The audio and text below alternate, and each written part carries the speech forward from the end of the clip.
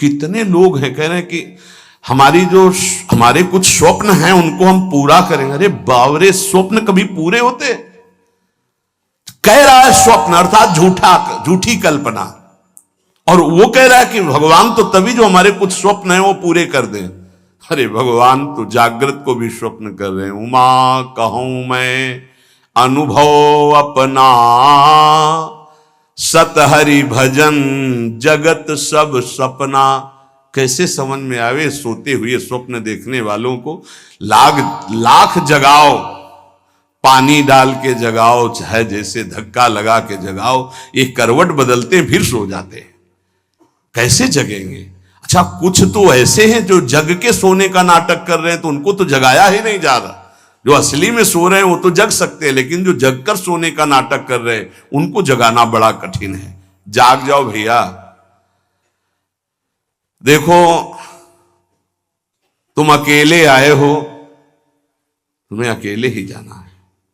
जाग जाओ, कमाई करने आए हो, ये परदेश है तुम्हारा, ये घर नहीं है। घर तुम्हारा वृंदावन धाम है, घर वाली प्रिया प्रीतम और सहचरियां हैं। तुम भूल गए हो, यहां तुम आए हो तो अब अपनी भूल मिटा दो। यहां तुम्हारा न कोई जननी है, न कोई जनक है, न कोई बंधु है, न कोई सुहृद है, न कोई रिश्ता है, न कोई नाता है। तुम बाबा जी हो इसीलिए बोलते हो, हम तो गृहस्थ हैं। तो तुम भी नाता किए हो तो कृष्ण ही से किए हो, दूसरे से नहीं किए। जान नहीं पा रहे, नहीं उस शरीर से जब कृष्ण अंतर ध्यान हो जाते तो क्यों जला देते हो? रख लो शरीर को। कृष्ण को तो देखा नहीं, जाना नहीं, लेकिन अनजाने में भी श्री कृष्ण से ही प्यार करते हो। कृष्ण आकर्षण जो सबके हृदय में एक पावर रूप से विराजमान परमात्मा तत्व, उसी का आप आदर करते हो। अकेले आए हो, अकेले जाओगे, रात में उठो और खूब भजन करो। रात माने इस मोह निद्रा से उठो और भजन में लगो। भजन करके ही आप इस माया का जो अंधकार है ये विध्वंस कर सकते हो, अन्यथा कुछ का कुछ आपको दिखाई देगा। ठूठ का भूत नजर आएगा, रस्सी में सांप नजर आएगा। ये बहुत बुरा अंधकार छा गया है अंदर। कुछ नहीं है, किसी भी भोग में सुख नहीं है, किसी भी संग्रह में सुख नहीं, पर बुद्धि मलिन है इसीलिए इसी में लगी। हमारे आराध्य देव की हम पर बहुत कृपा हो गई है। ये जो सत्संग आप सुन रहे हो, मंत्र महिमा, नाम महिमा, ये बड़े बड़े महान रस में डूबे हुए हमारे लिए ये गा रहे हैं। इसलिए पकड़ लो, जो तुम्हें मंत्र मिला है, जो नाम मिला है, इसकी परिपक्व अवस्था तुम्हारे और कृपा से दोनों से होगी। तुम्हारी कृपा जरूरी है, वैसे सबकी कृपा हो गई है, बस आपकी कृपा बकाया रह गई। आप अपने ऊपर कृपा कर लो, किसी के आशीर्वाद की जरूरत नहीं। आप अपना आशीर्वाद अपने ऊपर कर लीजिए। दूसरे के तो बहुत आशीर्वाद हैं, आपका आशीर्वाद आपको नहीं मिल रहा है, बस इसीलिए आप परेशान हैं। आपका आशीर्वाद, हाँ, अपने ऊपर कृपा कर लीजिए। आप अपने आशीर्वाद से अपना उद्धार कर लीजिए। तो इसको तो तुम वही कर्म करवा रहे हो जिससे नरक प्राप्त हो, औरों के आशीर्वादों की आकांक्षा करते हो, तो नहीं हो पाएगा भाई, नहीं हो पाएगा। देखो, आज कुछ ऐसी हवाएं चल पड़ी हैं, परमार्थ को जानना मुश्किल है। कैसे कैसे कैसे नौटंकी नाटक, मतलब आश्चर्य होता है कि तुम उपदेशक के मंच पर बैठकर ऐसे कैसे बोल सकते हो। अगर बोलने को तुम्हें सौभाग्य मिला है तो जो सुखदेव जी ने बोला है, व्यास भगवान ने बोला है, श्री कृष्णचंद्र जो बोले वो बात बोलो, जिससे वो कान में जाए, समझे ना समझे मंगल होगा। ऐसी वार्ता तो ना बोलो जिससे सत्य मार्ग का अस्तित्व ही लुप्त हो जाए सुनने वाले के हृदय से। आज बहुत संकट में धीरे धीरे हमारे धर्म ग्रंथों का रहस्य पड़ता चला जा रहा है, क्योंकि इनके लिए जो हम मंत्र जाप करके बुद्धि पवित्र होती, सो अर्थ बता सके। नहीं तो केवल मनोरंजन रह गया कि सामने वाला केवल प्रसन्न हो जाए, इसके लिए शास्त्र रचे गए। हमारे सामने तो हमारा काम बन जाए, ये शास्त्र है। शास्त्र का ये स्वरूप नहीं है। तुम्हारी जेब भर जाए जो जन्म जन्म से खाली रही, किससे? नाम से भर जाए। तुम्हारी नाम में रति हो, भगवान में रति हो, तुम्हारा ये जीवन मंगल में सुख में जाए, अगर कहीं अगला जन्म हो तो तुम महाभागवतों के रूप में जन्मो, तुम्हें माया फंसाकर रौंद न सके, इसलिए सत्संग है, इसलिए धर्म शास्त्रों की रचना। भगवान को कुछ बोलने की जरूरत थी क्या? जिन्होंने इस माया प्रपंच को रचा, उन्होंने माया मुक्त करने के लिए सूत्र रच दिए। ऐसे चलो तो फंसोगे नहीं, ऐसे चलो, गेम है गेम। ये भगवान ने अपने आप से अपने आप में खेल रचा है। तुम भी उसी अपने आप में अपने आप को देखो, मुक्त हो जाओगे। अब यहां केवल सामने वस्तुएं रखी हैं, केवल भोग सामग्री, केवल पद प्रतिष्ठा, केवल संसार का अस्तित्व, और ये संसार का अस्तित्व इन सबको मिटाने वाला है, और हम सजाने वाली बात करते हैं। बहुत बहुत अपने कानों को प्रायः बचा करके रखो। जहां सत्य मार्ग की चर्चा मिले तो सुनो, नहीं तो नाम जप करो, एकांत सेवन करो। ऐसी कोई बात मत सुनो जो नाम रूप लीला धाम से आपको विलग कर दे, नहीं तो जीवन की बड़ी भारी हानि हो जाएगी। और उपासक अपने आराध्य देव को सबके दर्शन से बचावे, ये बड़ी गूढ़ बात हम आपको कह रहे हैं। अब जब खुल करके जैसे यहां सेवा हो रही हो बात अलग है, जब उनका आदेश हो जाए, नहीं तो अपने आराध्य देव के दर्शन से, जैसे कहते हैं ना सबकी श्री जी, सबकी श्री जी नहीं है तो हमारी श्री जी है। हम चाहेंगे तो आपको दर्शन करने देंगे, अन्यथा नहीं करने देंगे, इस पे तुम्हारा अधिकार नहीं है। अपनी जो श्री जी हैं इस पे केवल अपना अधिकार है। पूज्यपाद शिवड़िया बाबा जी महाराज, परमात्मा सर्वव्यापी सबकी वस्तु है पक्का, पर प्यारे लाड़िले प्रभु अपनी वस्तु हैं। जो हमारी पूजा में विराजमान, हम छूने दे ना छूने दे, पूजा करने दे ना करने दे, दर्शन करने दे ना करने दे, इसमें मेरा पूर्ण अधिकार है। ये सबकी वस्तु नहीं है, ये सिर्फ हमारे हैं। जैसे पृथ्वी पर सबका अधिकार है, लेकिन उस पृथ्वी में हमने मकान बना लिया, अब मेरा अधिकार घुसने दे ना घुसने दे, आने दे अंदर ना आने दे। पृथ्वी पर सबका अधिकार, परमात्मा पर सबका अधिकार है, लेकिन जो हमने प्रभु की सेवा विराजमान की, इस पर सिर्फ मेरा अधिकार है। हम चाहे तो तुम छू लो, हम चाहे तो तुम देख लो, नहीं पर्दा लगा देंगे। ये तुम नहीं कह सकते कि खोलो श्री जी सबकी है, नहीं, सबकी श्री जी ढूंढो जाके, ये हमारी पर्सनल श्री जी है, ये हमारे पर्सनल ठाकुर है। जैसे पृथ्वी सबकी, मकान हमारा, जितने में हमारा मकान बन गया है, इसके अंदर आने दे तो हम आने दे, ना आने दे तो ना आने दे। इसलिए उपासक जब तक भगवदाकार वृत्ति ना हो जाए, अपने आराध्य भगवदाकार वृत्ति की अपने आराध्य देव अपने से बात करने लगे, तब तक अपने आराध्य देव को प्रदर्शन ना बनावे। कोकिल साईं कभी किसी को दर्शन नहीं करने देते थे। जब कोई विशेष प्रेमी महाभागवत तब ले जाते थे, वो ये कहते थे कि हमारे लाडली लाल से कुछ कह मत देना, कुछ कहना नहीं तो हम दर्शन करा देंगे। क्या मतलब? वो मूर्ति समझ रहे हैं, देखो जरा, वो खेल रहे हैं, तुम कुछ बोल दोगे वो तुम्हारी तरफ आकर्षित हो जाएंगे, परस्पर उनके खेल में कुछ बोलोगे नहीं, बस चुपचाप दर्शन कर लो। तो वो महाभागवतों से अन्य का तो प्रवेश ही नहीं था। इसका कुछ रहस्य है। अपने ठाकुर जी को प्रदर्शन न बनाए, अपनी सेवा को प्रदर्शन न बनाए, अपने भजन को प्रदर्शन न बनाए।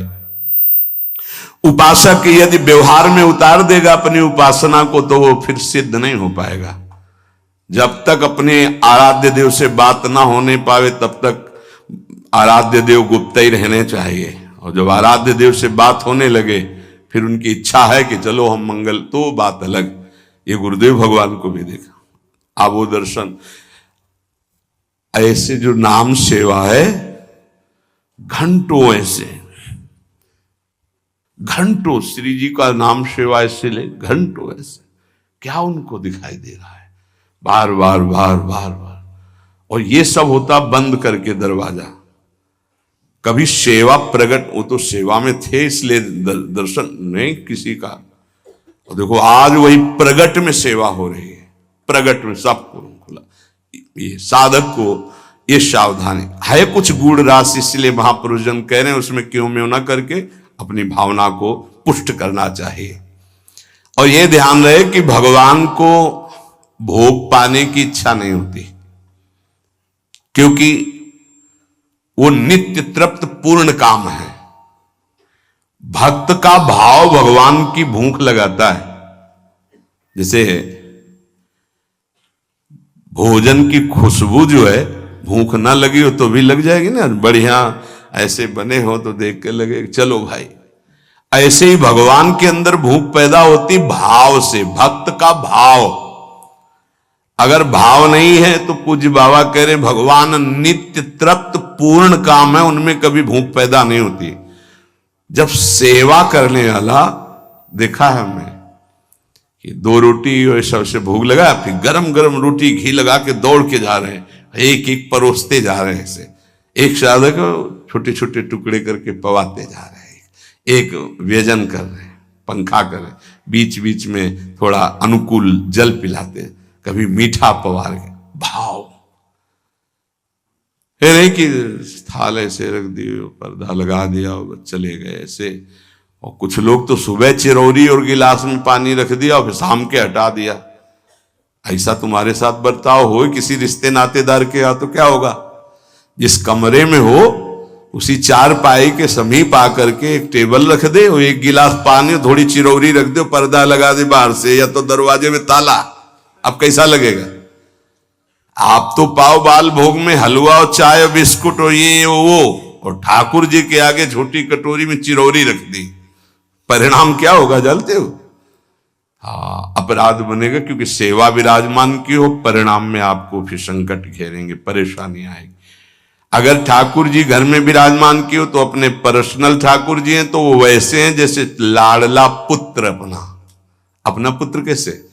अब कोई कोई महानुभाव तो कि अब हम बाहर जा रहे हैं, पड़ोसी को दे दिए। कभी दो पुत्र अपने पड़ोसी को? दोगे पुत्र? अगर देने की भी बात आ गई तो हृदय हमारा कहेगा नहीं। वो कैसे प्यार करेगा जैसे हम प्यार करते हैं। हमारे साथ ठाकुर जी जाएंगे या ठाकुर जी की व्यवस्था होके घर में ही कोई एक रहेगा? अब हम कहते हैं साथ रखो, पर ठीक है, फिर उनका सम्मान भी रखो, उनको ऐसे सम्मान से रखो ठाकुर जी को साथ ले जाते हुए जैसे ठाकुर जी को रखा जाता है। सेवा का मतलब है स्वामी अधीन हो जाते हैं, बहुत बड़ी बात है जो सेवा विराजमान करना है।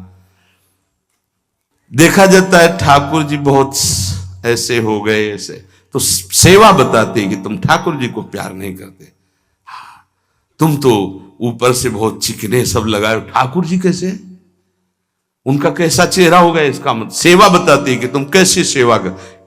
इसी सेवा से प्रभु की प्राप्ति हो जाएगी। भावपूर्वक भोग लगाओ तो उनको भूख लग जाएगी, भावपूर्वक आभूषण पहराओ तो तुमसे कहने लगेंगे। कितने भक्तों से ठाकुर जी बात करने लगते हैं जो तन्मय हुए,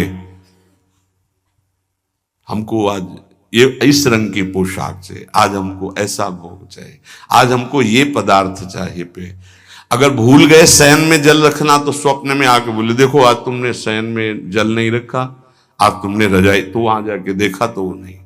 ठाकुर जी बात करने लगते हैं। अपने इष्ट के सिवा अन्य किसी इष्ट विग्रह का अपमान न करे उपासक। यही विचार करे कि हमारे इष्टहीन विभूतियों के रूप में विराजमान है। जैसे हम रसिक अनन्य उपासना में हैं, अब हम जा रहे हैं, परिक्रमा लगा रहे, तो केशी घाट में हनुमान जी का अर्चा विग्रह विराजमान, अब आरती हो रही, तो अब ये नहीं है कि हम नहीं, खड़े हो गए, हाथ जोड़े, 2-4 आरती, राधा वल्लभ लाल की जय हो मेरे प्रभु, और चल पड़े। कभी किसी श्री विग्रह का अपमान ना करे। कहीं आरती हो रही है, कहीं मान लो आपकी दृष्टि नहीं पड़ी, बात अलग। अगर दृष्टि पड़ गई कि अमुक ठाकुर जी आम विराजमान है तो ग्रीवा झुक जानी चाहिए, राधा वल्लभ लाल की जय, प्रभु आगे निकल जाए, क्योंकि हमारे ही प्रभु विभिन्न रूपों में विराजमान है। उपासक को थोड़ा ज्ञान भी होना चाहिए इस बात का कि हम और हमारे प्रभु से हमारा क्या संबंध है। एक बार सभा में हनुमान जी से पूछा गया कि तुम प्रभु से क्या संबंध रखते हो? तुम ज्ञानी हो या भक्त हो? क्या कहोगे अपने आप को? दो प्रश्न। प्रभु से क्या संबंध रखते हो? तुम ज्ञानी हो या भक्त हो? हनुमान जी ने विचार किया कि मैं प्रभु का सेवक हूं, तो सेवक अज्ञानी कैसे हो सकता है? ज्ञान समुद्र प्रभु का। यदि मैं अपने को अज्ञानी कहता हूं तो मेरे प्रभु पर दोष आता है कि ज्ञान समुद्र प्रभु का सेवक अज्ञानी कैसे हो सकता है। हनुमान जी बोले, शरीर दृष्टि से मैं भगवान का भक्त हूं, सेवक हूं, और ये हमारे स्वामी हैं। जीव दृष्टि से मैं अंश हूं, ये हमारे अंशी हैं, और तत्व दृष्टि से जो ये हैं वो यहां है। इतना ज्ञान गुरुदेव भगवान आरती ऐसे कर रहे थे। पूछा, प्रभु इधर आरती? वो तो समझे में आ रहा था, पर श्रीमुख से सुनना तो उनका जो सिंहासन में विराजमान है वो यहां भी विराजमान। ऐसे जानना कठिन है भाव का विषय। भक्त को साधनावस्था में भले परिचय नहीं मिले, लेकिन सिद्धावस्था में परिचय मिल जाता है कि जो मंदिर में विराजमान वही यहां विराजमान है। अब कोई भेद नहीं रह गया। उपासक को चलते फिरते, उठते बैठते, खाते पीते हर समय जब अपने इष्ट की स्मृति में रहेगा तब इष्टाकार वृत्ति होती है। और इष्टाकार वृत्ति जीव ही हुई तो भूत भविष्य वर्तमान तीनों काल का ज्ञान हो जाता है उसे। क्या हुआ है, क्या हो रहा है, क्या होगा, इष्टाकार वृत्ति होती है। किसका? जगत का नहीं। जगत का चिंतन तो कब छूट गया? अपने इष्ट का। पूर्व में क्या लीलाएं हुई, वर्तमान में क्या हो रही, आगे क्या होने वाली है, यह ज्ञान प्राप्त हो जाता है। जहां कृष्णाकार, भगवदाकार, इष्टाकार वृत्ति हुई, फिर उसके लिए कुछ दुर्लभ नहीं रहता। सब ज्ञान, सब रहस्य, सब प्रेम, साक्षात्कार, सब कुछ, लीला दर्शन, सब। खास बात है इष्टाकार वृत्ति। वो कैसे होती? बोले, उठते बैठते, चलते फिरते, खाते पीते, हर समय इष्ट की स्मृति, इष्ट का ध्यान। उपासक कब समझे कि हमारी भक्ति चरम लक्ष्य में स्थित हो गई है? बोले, जब केवल प्रेम ही प्रेम की मांग रह जाए, दुख सुख मान अपमान इनकी कोई भान वृत्ति न रह जाए, और केवल प्रेम ही प्रेम, प्रेम में प्रेम की चाह, तब समझे भक्ति का चरम लक्ष्य जागृत हो चुका है। तुम्हें कोई गाली दे, तुम्हारी भाषा में खूब अच्छे से समझते हो, तुम्हें ऐसे दुख ना हो जैसे कोई तुम्हारी विदेशी भाषा में तुम्हें गाली दे, जिस भाषा को नहीं जानते, तो तुम उसके मुंह की तरफ देख करके बस चल दोगे, मुस्कुरा, कुछ बोल रहा है बस। ऐसे तुम्हारी भाषा में तुम्हें गाली दे, मुस्कुरा के चल दो, तो समझो भक्ति का चरम लक्ष्य जागृत हो रहा है। तुम्हारा अपमान हो, तुम्हारी निंदा, उसे बहुत अमृत है। सच्ची कहते हैं, तिरस्कार, अपमान, निंदा, ये भगवान की प्राप्ति करा के ही रखती है भक्त को। अनुकूलता, नमस्कार, सम्मान, प्रणाम, भगवान बचावे, ये जहर कभी पीने को ना मिले। अगर ये जहर मिल जाता है तो फिर आगे कदम नहीं बढ़ पाते परमार्थ के। ये देह बुद्धि कब नष्ट होती भक्त की, कि मैं स्त्री हूं, मैं पुरुष हूं? बोले, जब भगवत बुद्धि जागृत हो जाती है, सबसे पहली प्यारी चीज है भगवत स्मृति। इतनी याद में खो गया कि देह की स्मृति नहीं रहे, और पूर्ण रूप से देह भाव का त्याग होता है भगवत साक्षात्कार के बाद।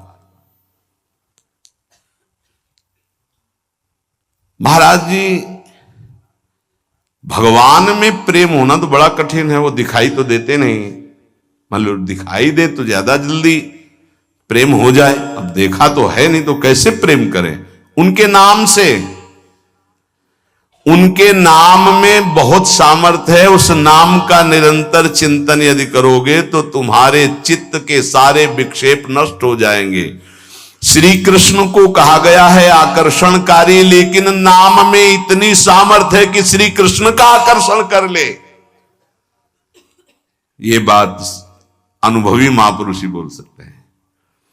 श्री कृष्ण का आकर्षण त्रिभुवन को आकर्षित किए और नाम श्री कृष्ण का आकर्षण कर लेता है। इसलिए बिना देखे भी परम सिद्धि को वो प्राप्त होते हैं जो निरंतर नाम जप करते हैं। महाराज कहते हैं कि कृपावान ही भजन करता है। कृपा तो सब पे है, फिर सब भजन क्यों नहीं करते हैं? सब पर मोरी बराबर दया।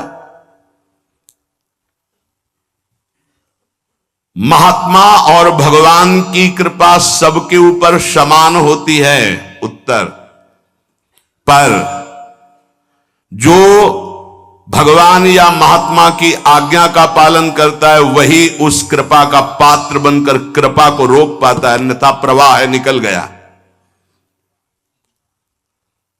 जो महात्मा या भगवान की आज्ञा में स्थित रहकर परिस्थिति के अनुसार ना चलकर उसमें अंतर ना आने दे, परिस्थिति के अनुसार, बोले दुखद परिस्थिति आई भजन छूट गया, आज्ञा का पालन नहीं हो पा रहा, ऐसा नहीं।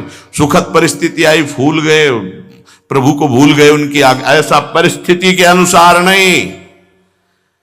वो भगवत प्रसाद, वो महापुरुषों का प्रसाद प्राप्त करता है जो उनकी आज्ञा में पूर्णतया स्थित रहता है। ये महात्माओं की निंदा क्यों होती है? बड़े बड़े महात्माओं की ये निंदा क्यों होती है? जब इस कोटि के महापुरुष होते हैं तो उनकी निंदा संसार में के लोग क्यों करते हैं? दो स्वरूप हैं, एक है भक्ति, दूसरी है माया। जब वो भक्ति या ज्ञान के द्वारा सिद्ध होते हैं तो जो माया के सिद्ध होते हैं उनके हृदय में अपने आप द्वेष हो जाता है। माया सिद्ध कामी, क्रोधी, लोभी, मोही, ये देखते हैं जब संतों को तो अपने आप इनके आग पैदा हो जाती है। ये कुछ है ऐसा कि ये माया के पार्षद जो है ये आए देखने के लिए, थर्मामीटर डालने के लिए, पर वो थर्मामीटर भक्तों में होता, मायावियों में तो होता नहीं। भक्ति से जान सकते हो, माया के द्वारा नहीं। तो महापुरुषों की जब प्रभाव और यश का विस्तार होता है तो जो मायावी जन होते हैं, माया के दास होते हैं, उनके हृदय में भयंकर द्रोह पैदा हो जाता है, द्वेष पैदा हो जाता है। इतनी जलन उनको होती है कि वो किसी भी तरह मिटा पाए, बस ये बात होती है, किसी भी तरह मिटा पावे। पर सीम की चाप सके को उतासु बड़ रखवार, रमापति जासु जिनके भगवान रक्षक हैं उनको कौन नष्ट कर सकता है। तो इसलिए उपासक को यह भी तैयारी रखनी है कि अपमान, निंदा, तिरस्कार ये हमारे इस मार्ग के पुरस्कार हैं। मिलेगा, मिलता रहा है, मिला है, मिलेगा पक्का।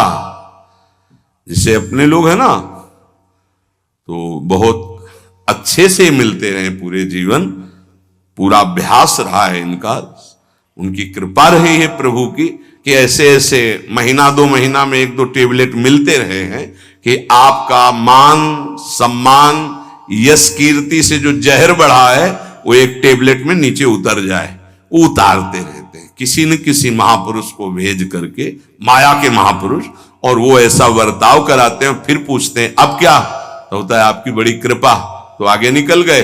हम ही थे और कोई नहीं था, हम ही थे और कोई नहीं था। ये तो हम आपसे प्रश्न कर रहे थे। साधक इस बात पे सावधान रहे कि जब उसकी निंदा हो, अपमान हो, तो समझे कि मेरे प्रभु मेरे सामने पढ़ा करके जगत गुरु अब वो प्रश्न कर रहे हैं, मुझे सहन करके आगे निकलना है। आज के सत्संग का सार, कुछ समझ में आवे चाहे ना आवे, जो मंत्र मिला है, नाम मिला है, हर समय जपो, ये सब कुछ प्रकाशित कर दे।